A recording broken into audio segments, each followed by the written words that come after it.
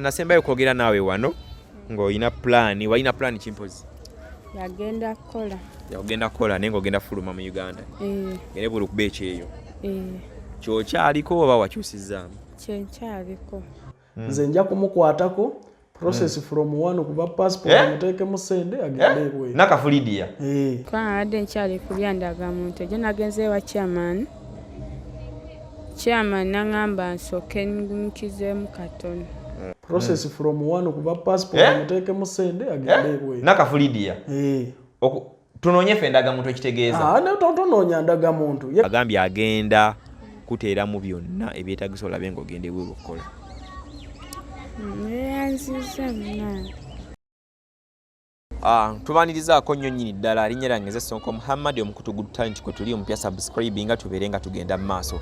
Nyongera okujjukiza nti gwava emitala mayanja ng'okoma mu ggwanga erya Uganda jangu minibox twogere tuteese nkulinda ku kisaawe Entebbe ennyonyi kanjiraba nkuvuga paka wo ku mulyango jangu tuteese ku biki ebisale tulabe nga tuggusa ensonga eno otambule ng'oli safe nange. Nkomyewo okuba ne wamama baby njogeremuko naye tulabe plan ki gy'ayinawo ate ogamba otya Nakafu? Gende mu by'emiti. Tuli bulungi obulamu? Bulamu bulungi. Okay, nasembayo kwogera naawe wano ng'olina plan, walina plan kimpozi? Yagenda kukola. Yagenda kukola naye ng'ogenda fuluma mu Uganda. Gende buli kuba ekyeeyo. Kyokyaliko oba wakyusizzaamu? Kyenkyaliko. Wali okozeeko ku research luli okulaba onoonya otya okumanya passport evaawa ndagamuntu biva procedure lyotandiseeko era kyewayongeddeko oba? Nagwe nabuzaako n'agamba just baziba kampuni nga banoonya abakozi bwe yaŋŋambye okugenda okukola. Kati otuuseewa ekyo kyewabuuzizaako sofa kati then plan ye eriki otandika ddi kunoonya ebyo ogende ku kampani olabe nga osobola emyezi egiddako ng'eno etaano obeere ng'osituka ogenda okole? Ngenda kulaba maaso. Ogenda kulaba maaso? Twanadde nkyali kulya ndagamuntu egyo nagenze wa chairman. Chairman nangamba nsooke nkizeemu katono.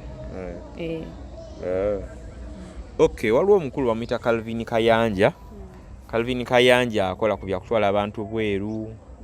Bakyemanyi abali ku social media bamumanyi bulungi nnyo. Tobaddeko ne Kayanja olunaku. Wali omuwulire Kayanja? Kyemuwuliranga nako. Tobaddeko ne Kayanja olunaku olwaleero n'agamba ayagala kujja kukyalira. Alina kampani twala abantu ebweru agoberera ku nsonga z'abantu abakolera ebweru w'eggwanga weebityo. Naye yama n'agamba mbu agenda kujja kukyalira yongere okubuulira naye okusunirako agambye agenda kuteeramu byonna ebyetaagisa olabe ng'ogenda ebweru okukola. Neyanziza muna. So kyekyo kinjagadde bannange twagadde tufune tujje tulabe Nakafu ate yalikola aliko plan ki nese omukulu Kayanja agambye agenda bbanga ateekawo byonna ebiyinza omuyambako abeere nga yeeyongerayo. So kambateera akatambi Kayanja mbeere nga mugenda mu maaso nga mukalaba then tulabe paka tugenda kulondola ensonga eno paka ono wanaagenda ebweru kubanga ate kola kwa twatesa tunoso kwa tugendeko ku musayi tulabe kiri kitya bagenda okujja tuyitamu nga tumanyi ffe tuyimidde tutya.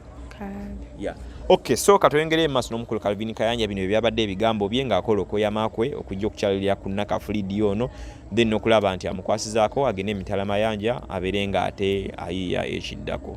Katugende maaso.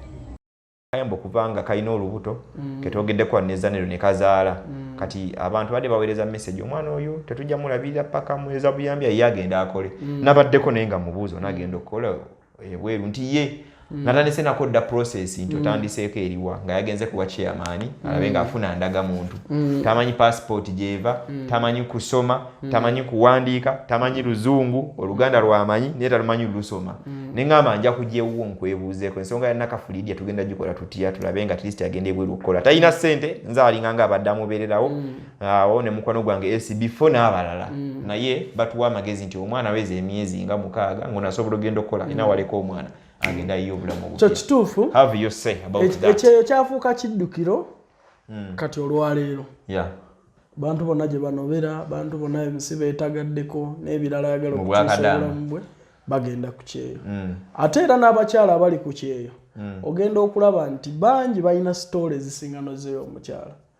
tolaba nti oyo alina mwana omu eri yaleka abalongo era waliwo nga bw'okyogedde kuba n'abagambye oyo tola nti mubala myezi 6 ng'oli yazaala leero mu mwezi gumu n'akola ki waliwo yakikola lwakuba omwana yali afudde yafiira naggulu waliwo n'abalamu waliwo bangi abalina sitole zitiisa wala byonna byoyogera naku zonna n'abaana abali biyumba bangi bali ku simu bwe bati balina ebizibu ebisinga n'ebyoyo omuwala nze nja kumukwatako process from one kuba passport muteekemu sente agende ebweru Nakafu Lydia tunoonye ffe ndagamuntu ekitegeeza tonoonya ndagamuntu ye kasita yeewandiisa ng'aweza emyaka 21 tujja kufuna confirmation letter taweza 21 ayina emyaka ayinza obba 18 yakagiyingira bw'abanga agiweza najjo ndabanga egitaweera naye wabanga aweze tujja kwogera naye n'abaliyo ebweru emyaka egyo tebagiweza naye obuvunaanyizibwa oluusi bukuwanika mu myaka biwandiiko tebalaba nti wano ngaalinga naye muwanvu lwakuba mutono teri abuuze lwakuba si musiba envi kimaye basiba enviri bangi abali ebweru eyo nga yazaala abaana be 3 bameka n'agawaayi kanyongeremu ku myaka ndakola dde ebyabakadde embeera ne esobola okukuza so kituufu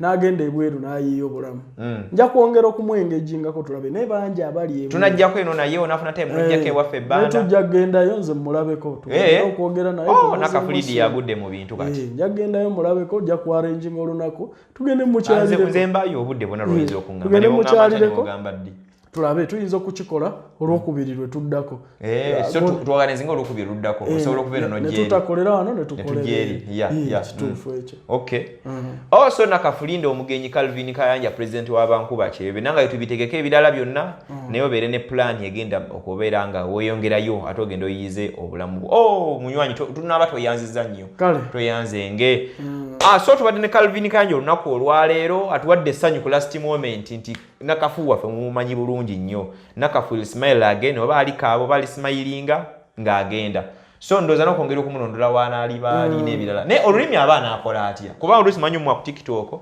nga kwali bakomentinga n'agamba oluzungu luyitirivu n'abali ebweru bayirulize bukulu mukwano olulimi si kikulu kati olina kuyirwana kuyingira so tunasobola omufolowinga obulungi n'agenda n'akola bulungi b'osanze ebweru bajja kweterereza oyo akyali muwala muto abantu bagenze ku kyeyo nga bali myaka kituufu nnyo nga yagisala lwa mbeera waliwo ne bemmanyi maama ali ku kyeyo mwana ali ku kyeyo kisegedde kati yembeera gye nkugambye so tozanye kyakyeyo muganda wange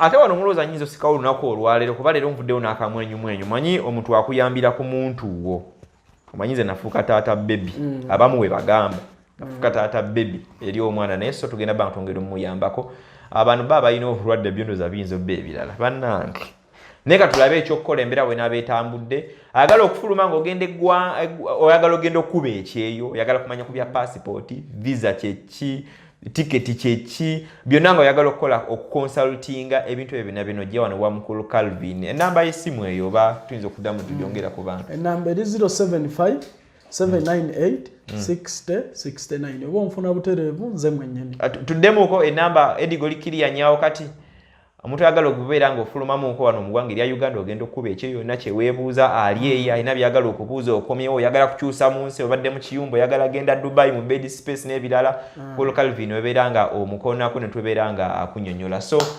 tutuddemuuko ediga naye akafune kiriya nnyo enamba yange eri 075 798 6069 namba eyo nzagikwata teri ku WhatsApp onkubira direct ali ebweru oyagala muganda okugenda bweru muwe namba eyankubira gye ku offices zaffe tetukola bintu byonna ku simu atuuka ku office ne twogerezeganya naye n'amanya akiyingira oba tajja kukisobola tewemenya muweereza akasente akalyemu nkoola akasente okasindika wano mu office yet process ne zitambula oddamu laba bifaananyi ng'ate ayimuse nga yeyongeddeyo agenze okukola tuyinza obutasuka olunaku olwaleero ennyerangeze Sonko Muhammad tubaddewo Calvin Kayanja tujja bbanga twongera okukomawo alina kyatesoba kyawabula yogeraawo tujje tubuuze omukulu abeere nga akwanukula. Assalamu alaikum warahmatullahi wabarakatuh.